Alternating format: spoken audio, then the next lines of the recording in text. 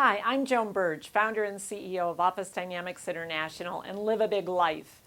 This video is the third and last of a series on big change. Today I want to give you 4 of my top strategies for thriving on change. So first is anticipate and prepare. It's a combination.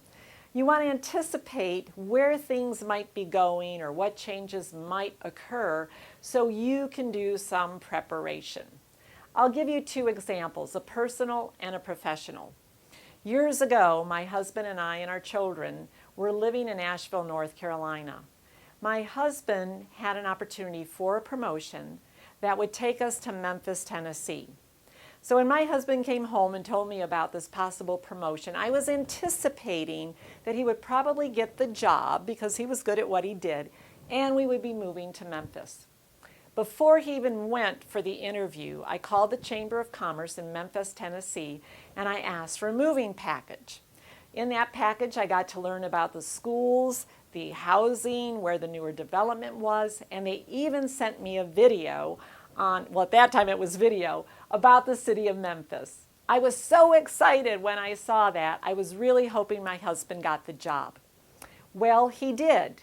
And it was great because we already knew what part of town we wanted to live in. I already knew who the top 50 employers were in town and so forth. A professional example might be where you hear that your organization is going to change over to a new software program, and everyone's going to have to use that. You might be thinking, well, goodness, change, and oh, this is going to mess everything up, and I'm going to be not as productive for a few days. So you can wait until that software program shows up at your desk and you're struggling and trying to learn it and get your work done. Or maybe you can read about that and what it is going to do for you and how it's going to make you more productive. Maybe you can talk to your IT people as well. Do you see what I mean? Anticipate and prepare. But also to anticipate, you have to keep your ears open and you have to keep your eyes open. The next that is one of my favorite is to visualize success, to visualize that you will manage that change and in fact you will come out landing on your feet with change. The Chinese have 2 symbols for change. One symbol represents danger and the other represents opportunity. What we tend to do when we are faced with change, even the ones we initiate, we focus on the danger. We focus what could go wrong or might go wrong. We get caught up in our fear. And instead, what we need to do is recognize the danger, recognize what might not work out or turn out like we hoped, but put all our energy into the opportunity. Now there's a little twist to this because maybe you're experiencing something that isn't really a good thing. Maybe there's someone in your family suffering with a disease and you might say, well, Joan, how could I focus on the opportunity? This is a disease, a life-threatening disease. I don't understand this at all. Well, you focus on the lesson. What is the lesson or lessons you can learn from going through this experience?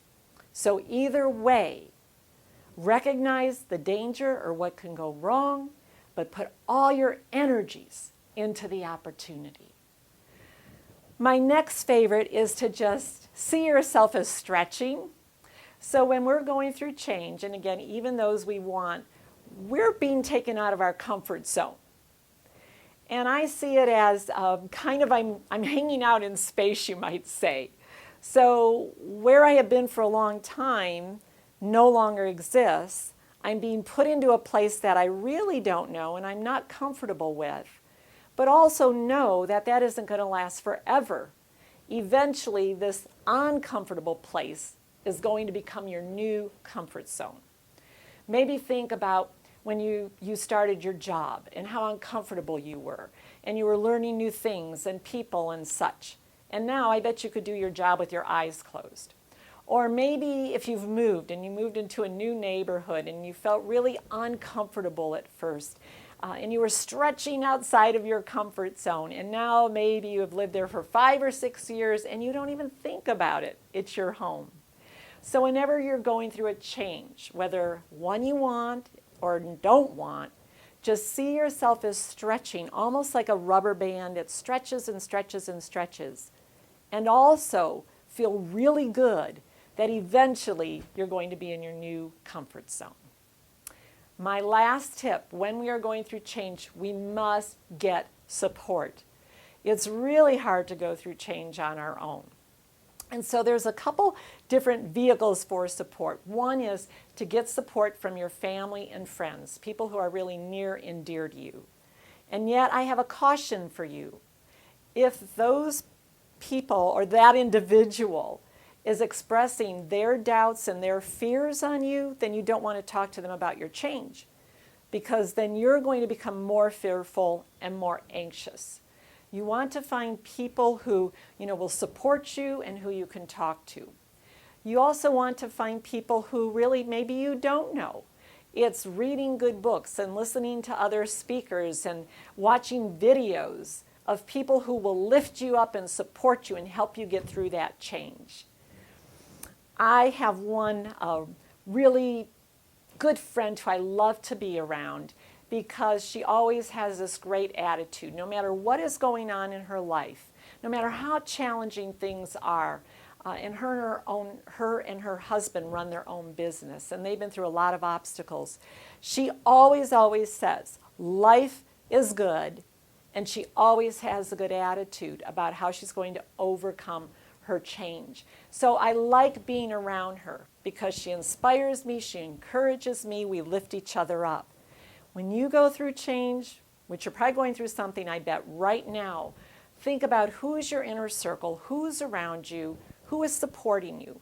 And if someone is dragging you down and they're like a weight around your foot, I'm sorry to say, you need to not be talking to them about your change. You need to find people, again, who are going to be that pillar and that rock for you. Well, I wish you good luck, and I really thank you for taking the time to listen to what I have to say about thriving on change.